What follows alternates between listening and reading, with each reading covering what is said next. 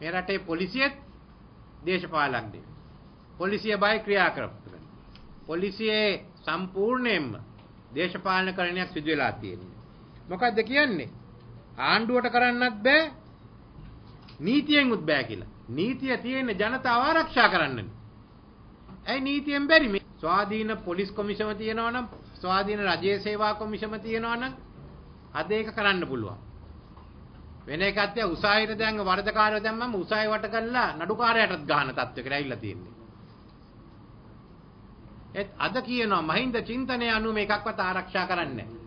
කාගෙන්ද ආරක්ෂා ඕන? අල්ලපු ගෙදර මිනිහාගේ පවුලෙන් නෙමෙයි ඕනේ. ආරක්ෂා රජයේ දේශපාලඥයන්ගේ.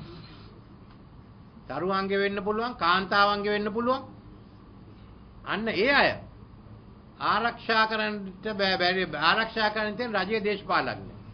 ඒ අයට ආරක්ෂාව දෙනවනම්, ඒ අය බලා ගන්නවනම් එහෙනම් මෙතන කියන්නේ ඔන්න විවුර්තයි ඕන එකක් කරපන් කියලා. රජයක් කියනවා නම් නීති ආරක්ෂා කරන්න බෑ කියලා. මොකද රජයට තියෙන අයිතිය? මූලික අයිතිය රජයේ නීතිය සාමය ආරක්ෂා කිරීම.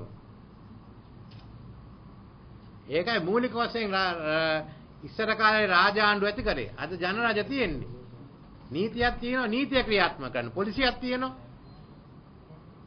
අන්න ඒකයි අදහන්නේ. එහෙන් අද ඒක කරන්න බෑ කියලා රාජපක්ෂ ආණ්ඩුව පිළි අරගෙන තියෙනවා.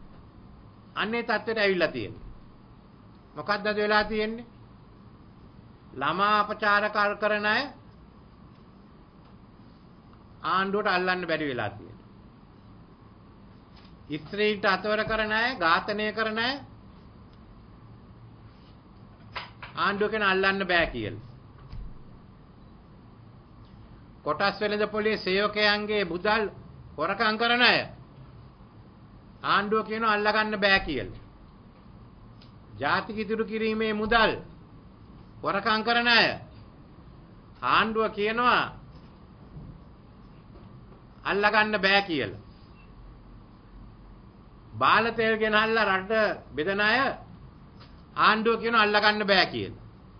එහෙනම් මොකද තියෙන සාහනේ? මාධ්‍යවේදීන්ව සුදු වෑන් වල දාලා ගෙනියන්න පුළුවන්.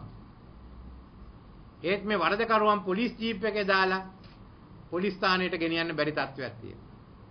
අන්න එහෙම ආණ්ඩුවක් දාලා තියෙන්නේ. ආණ්ඩුවට කරන්න බෑ නම් ඉවත් වෙන එකයි තියෙන්නේ. අද එහෙනම් පිළි අරගෙන තියෙනවා ජනතාව ආරක්ෂා කරන්න බෑ කියලා.